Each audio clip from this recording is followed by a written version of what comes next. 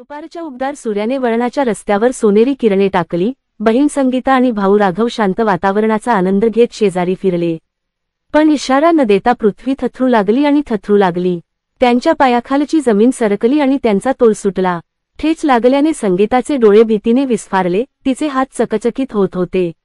राघव त्वरित प्रतिक्रिया देत त्याच्या मोठ्या बहिणीभोवती आपले स्नायू गुंडाळले आणि तिला हानीपासून वाचवले। त्यांच्यावरचे आकाश एका भयानक स्वप्नातून दृश्यात रूपांतरित झाले। उल्का पृथ्वीच्या दिशेने झेपावल्या, क्षितिज ओलांडून त्यांच्या ज्वलंत खुणा चमकत आहेत। स्फोटांच्या बधिर आवाजाने हवा भरून गेली होती, प्रत्येकाच्या पायाखालची जमीन सरकत होती। राघवचे शक्तिशाली शरीर अराजकाच्या विरोधात बळ देणारे ठरले। त्याने संगीताला जवळ धरले आणि तिला पडणाऱ्या ढिगाऱ्यापासून आणि तीव्र धक्क्यांपासून वाचवले। जसजसा भूकंप कमी झाला आणि उल्का पडणे थांबले, राघव आणि संगीता उठून उभे राहिले, थरथरले पण असुरक्षित झाले। त्यांनी एकमेकांकडे पाहिले, त्यांचे डोळे कृतज्ञता आणि प्रेमाने चमकले।